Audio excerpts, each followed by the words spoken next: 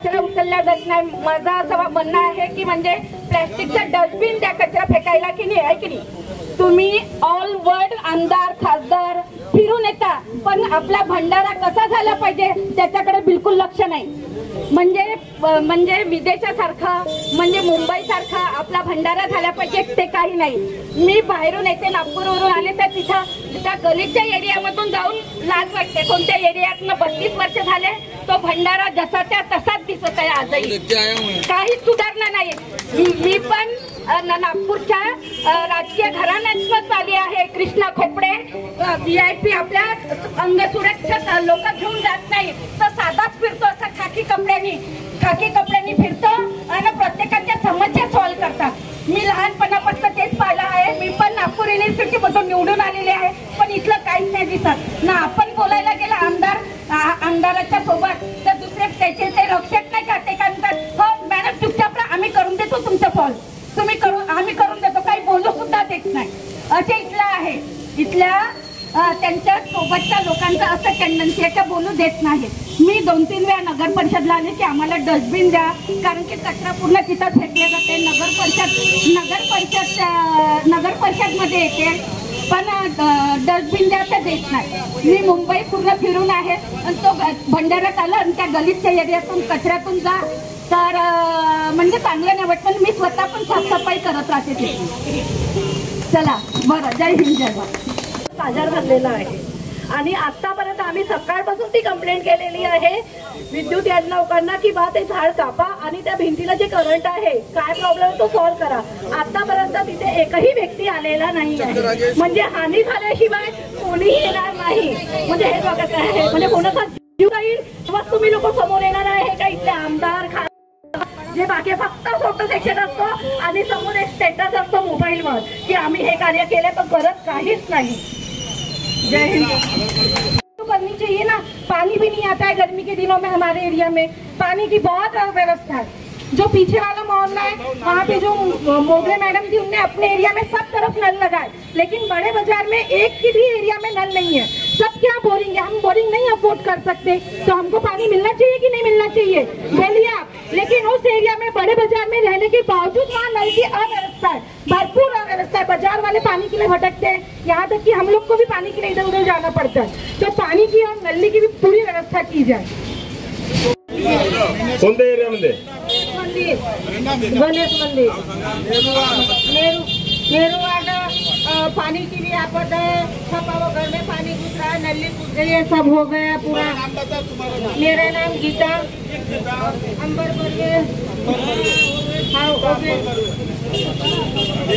नाले बनवले आहेत ते 4-7-8 वर्ष होऊन गेले, त्याला झाकणं सुद्धा लावलेले नाही आहे। मच्छरापायी नुसत्या तब्येती खराब होत आहेत, म्हाताऱ्या माणसाला किती त्रास होत आहे याच्याकडे दुर्लक्ष करतात। आला की हो म्हणतात आणि नंतर पडून जातात, काही काम करत नाही आणि नंतर नळही नाही येत आहे, दुसऱ्याच्या घरून पाणी आणावं लागत आहे। आम्हाला प्यायच्या पाण्याची प्रॉब्लेम आहे। हे एवढे सगळे दुर्लक्ष करतात आणि लक्ष देत नाही आणि घराचे असे धिपाडे पडत आहेत तरी केअर करून नाही राहिले। आमच्याकडे कोणी जेंट्स नाही आहे, कोण करणार आहे? बाई करू शकते का? एवढं त्यांना समजायला पाहिजे, लक्ष देत नाही। ठीक आहे हो। गोपीचंद रघुवंशी, मीराबाई गोपीचंद रघुवंशी।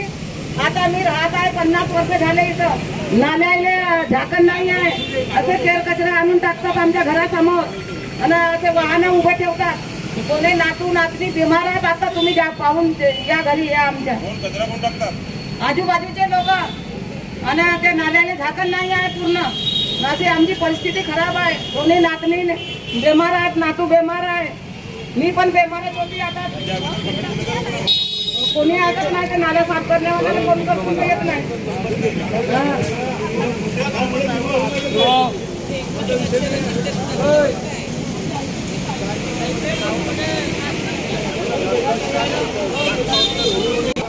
मी काय म्हणतो, माझं नाव आहे अंजिरा बर्वे। घरकुलासाठी कळलेला मी फारम जब्देत केली, पण काही घराची काही आमची सोय नाही करून राहिले। होईल होईल होईल म्हणतात, मग त्या पट्टासाठी म्हणतात, याच्यासाठी म्हणतात, काही काळजी घेत नाही। आमच्या घरकुलाची खूप तकलीफ आहे आम्हाला, घर पडण्यामध्ये आला, लहान लहान पोरं बाळात कसे करावा, का करावा वरतून आमच्या इथे मिस्टर आहे त्याचे आता पूर्ण निराधारीचे पैसे या दिवाळीपासून भेटले पण नाही आहे. खूप रुपयाची गरज आहे आमची. काही कोणी ऐकत नाही. जिथं जातून तिथं वापसी करतात, जिथं जातून तिथं वापसी करतात. आता ते चालू नाही शिकतून मी आली आहो अर्ज करावं. राष्ट्रवादी शरदचंद्र पवार गढ़ की तरफ से आज भंडारा की जनता के हित में ये प्रोग्राम किया गया है। इस प्रोग्राम के माध्यम से जगह जगह पर कचरे के लिए डिब्बा जो बॉक्स आता है ये नगर पालिका को लगा के देना चाहिए। और जितने संडास बाथरूम भंडारा शहर के अंदर में बनाए गए हैं पहले के, उनकी साफ सफाई का, उनके दरवाजों का, उनमें पानी का, ये सारी व्यवस्था इनको करना चाहिए। रोड जहां बन गई है बीच में पाइपलाइन डाली गई है, रोड के बीच से पाइपलाइन फोड़ के डाली गई है और ये पाइपलाइन में सिर्फ लाइन डाल के पाइप डाल के छोड़ दिया गया। किसी ने भी अभी तक घरों घर कनेक्शन पहुंचाया नहीं है। तो नगर पालिका का भी कोई फायदा नहीं है पाइपलाइन डाल करके, जब तक कि उसकी सुविधा लोगों का घरों घर तक नहीं पहुंचती तब तक के नगर पालिका का कोई फायदा नहीं है। खंबे लगे हैं, पूरे तारों से खंबे जुड़ रहे हैं, लेकिन उस खंबे में लाइट का कोई प्रोविजनिंग नहीं है। लाइट लगी है तो फ्यूज है, 2 दिन लाइट चलती है, 4 दिन लाइट चलती है, फ्यूज हो जाती है, कोई मेंटेनेंस। पक्षाचे सगळे पदाधिकारी आणि विशेष करून ज्यांच्यासाठी ही सुनावणी या ठिकाणी आयोजित केलेली आहे ते सगळे समस्याग्रस्त नागरिक बंधू आणि भगिनींनो,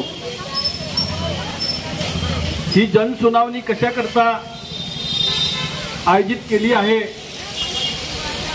याची माहिती आपल्या सगळ्यांच्या लक्षात आली असेल।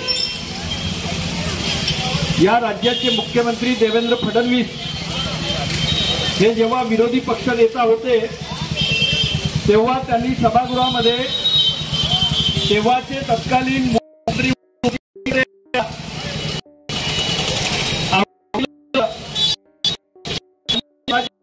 निवडणुकीत ओबीसीचा जो आरक्षण तर तुम्ही आमच्या हातात सत्ता द्या मध्ये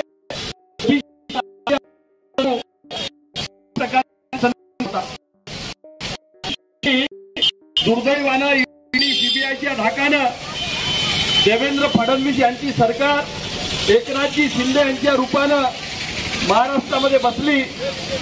त्यानंतर आज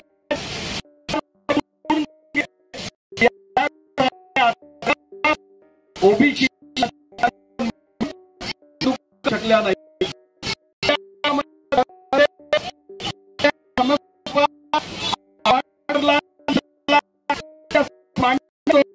पण या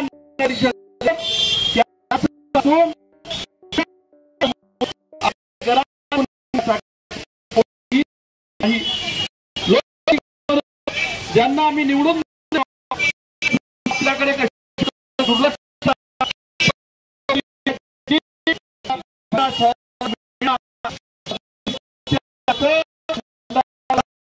आहे।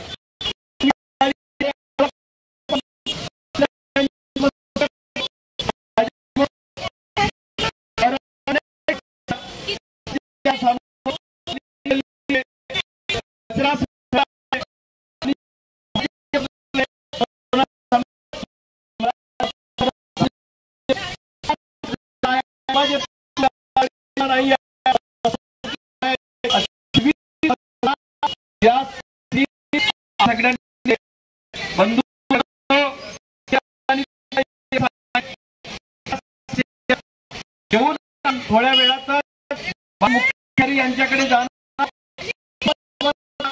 तुमच्या समस्या तुमच्या ठिकाणी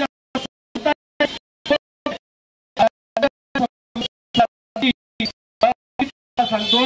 आमच्या पक्षाचे आमदार विधानसभेत आहेत, विधान परिषद मध्ये आहेत। या भंडारा पद्धतीनं नागरिकांवर अन्याय केला आणि कशा पद्धतीचा भ्रष्टाचार सुरू तो सुचवण्याचा काम नेतृत्व आमच्या विधानसभेत आणि विधान परिषदेमध्ये केल्याशिवाय राहणार नाही। अनेक नागरिकांनी तहसील कार्यालयाच्या या ठिकाणी समस्या मांडलेल्या आहेत।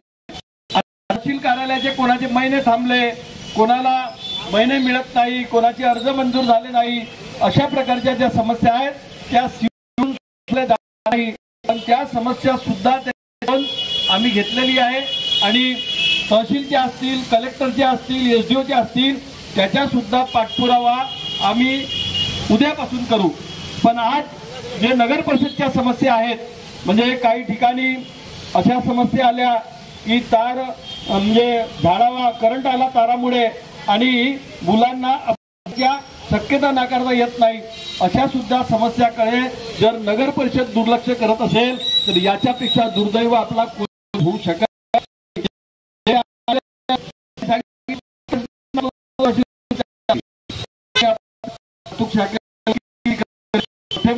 खूप मोठे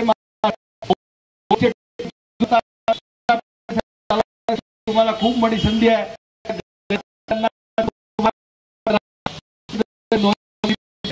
मला जातो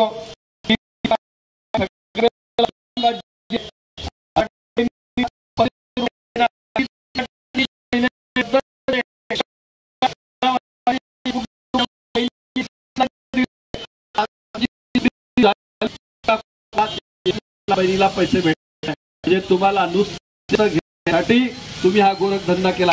आज बंधू भगिनीने तुम्हाला सांगतो, तुम्हाला माहित आहे जन सुरक्षा विधेयक काय? हा जन सुरक्षा विधेयकावर आता थोड्या वेळात आम्ही कलेक्टर ऑफिसच्या समोर आंदोलनाला जाणार आहोत. त्या ठिकाणी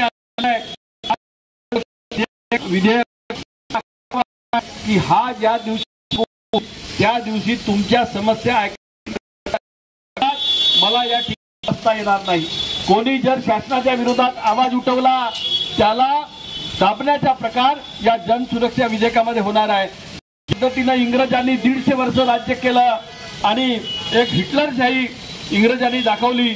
ते हिटलरशाही यांना लोकशाही पाहिजे नाही, यांना संविधान बदलायचं आहे, यांना लोकशाही पाहिजे नाही. लोकशाहीमध्ये संसदीय मार्गाने आपल्याला उपोषण करता येते,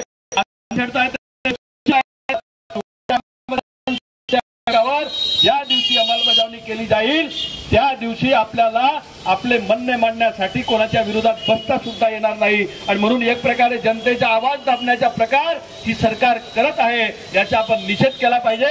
आणि हा जन सुरक्षा विधेयक जोपर्यंत रद्द होणार नाही तोपर्यंत घराघरामध्ये जनजागृती करण्याची आणि आपल्याला जागृत राहण्याची आवश्यकता आहे. 150 वर्ष इंग्रजांनी राज्य केलं, महात्मा गांधीजींनी एवढी मोठी चळवळ उभी केली आणि भारतामध्ये 1950 साली लोकशाही अस्तित्वात आली परमपूज्य डॉक्टर बाबासाहेब आंबेडकरांच्या रूपानं. आणि या लोकशाही पद्धतीनं आम्ही जर एखाद्याला न्याय मिळवण्यासाठी आव्हान म्हणजे आंदोलन करत असू किंवा मोर्चे काढत असू आणि त्याला दाबण्याचा प्रकार म्हणून तुम्ही जन सुरक्षा विधेयक आणणार असाल तर हा या भारतातला नागरिक, महाराष्ट्राचा नागरिक कोणी तुम्हाला सहन करणार नाही, एवढं या माध्यमातून सांगतो. एक चर्मकार बांधवाला त्यांनी आपल्या समस्या सांगितल्या. आता तू कालची तेव्हा यांचे दुकान हटाव, अन्यथा आम्ही यांचे दुकान हटवू देणार नाही. एकीकडे बेरोजगारी मोठ्या प्रमाणात वाढलेली आहे, महागाई मोठ्या प्रमाणात वाढलेली आहे आणि त्यामुळे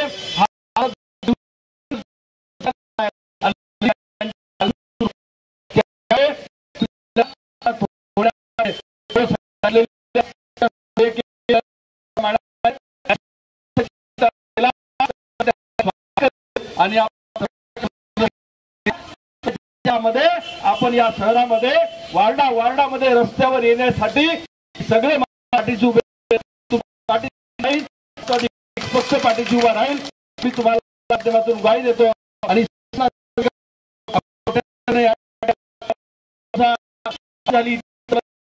आमचे दुकानदार बांधव थोडेसे नाराज झाले होते.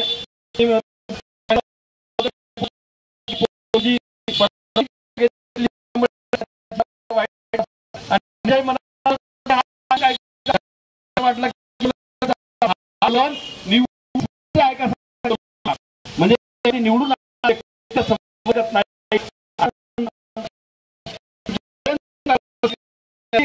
मागचा उद्देश होता. आणि म्हणून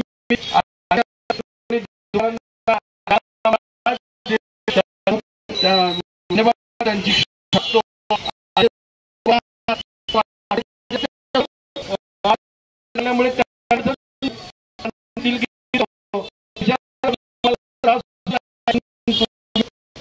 संबंध साहेबांच्या होते आणि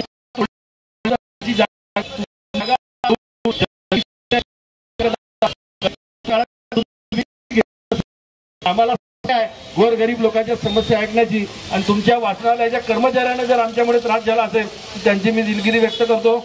मला आपण सगळ्यांनी या ठिकाणी ऐकून घेतला. लगेच ज्यांनी समस्या आहेत ते सगळे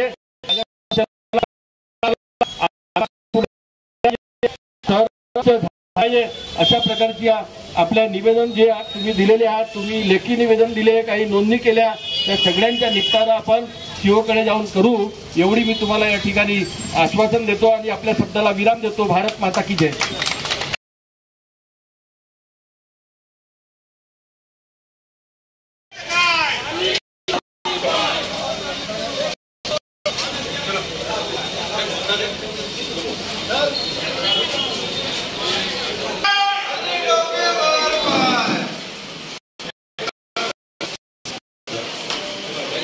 आठवड्यातून एकच दिवस गाडी जाते आणि त्या दिवस म्हणजे पूर्ण 8 दिवस जाते.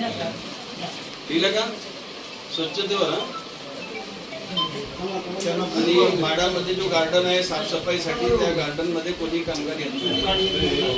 झाडाखाली त्या गार्डन मध्ये आणि तिथं रोड सगळे फुटलेले आहेत. ही समस्या तुम्हाला सूचित करतो मी. कॉलनीमधील पोलला लाईट बंद आहे. आता तुमच्या तर लाईटच्या रेग्युलर कार्यक्रम त्याला बोलवा सर लाईन आधी पाणी वाले. आता हे मोठ्या बाजारात राहतात. हनुमान मंदिरच्या समोर हॉस्पिटलकडे जो रोड जातो तिथं भाजीपाल्याची दुकान बसतात. तिथला कचरा कोणी साफ करायला मिळत नाही. मी फोन लावते नेहमीच आणि कचऱ्याची टाकन कचरा साफ केल्यासाठी उघडल्याचं लावायला तयार नाही. त्यांच्या गेटच्या समोर जे हॉस्पिटलची कंपाऊंड आहे तिला तार लागले, तिला करंट आहे. समजा तिथं कोणी गेला हो आज लागला वेगात आहे तुम्ही आणि सकाळी 9 वाजता सरकारी हॉस्पिटल जुना हॉस्पिटल हनुमान मंदिरच्या समोर तिथं खूप झाडं आहे ना. त्या झाडांच्या घरासमोर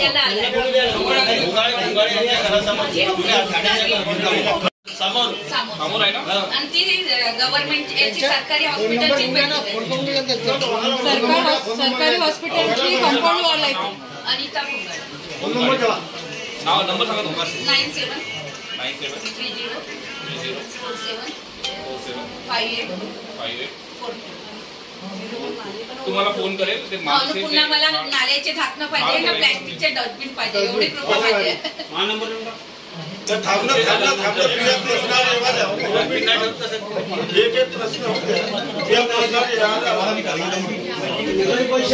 नाही आणि त्यांचं म्हणणं बरोबर आहे. आठवडी बाजार झाला की दुसऱ्या दिवशी पूर्ण टोटली कचरा त्या रस्त्यावर तसाच पडलेला असतो. हो नाही मीच फोन करते. आम्ही पण पाहिलेलं आहे. इतक्या वर्षापासून तेच पाहतोय, तेच चित्र आहे आजही. आणि ज्या वार्डातली गाडी आहे तर दुसऱ्या वार्डातला कचरा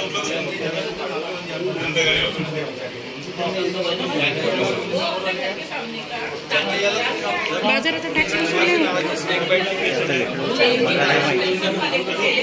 नाही मग करायला पाहिजे ना. दुसऱ्या दिवशी पुरण त्याच्यावर केलं पाहिजे. किती घाण होतं तिथे. आता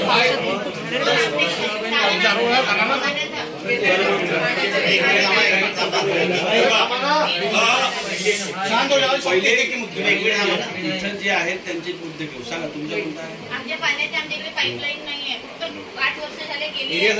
कोणत्या वार्डामध्ये? टाकी पण बंद आहे. टाकी पण बंद आहे. मेंढा समतानगरच्या मागे. समतानगरच्या मागे. पाणी किती मिळतात विभागाचे अधिकारी इथे पाहिजे.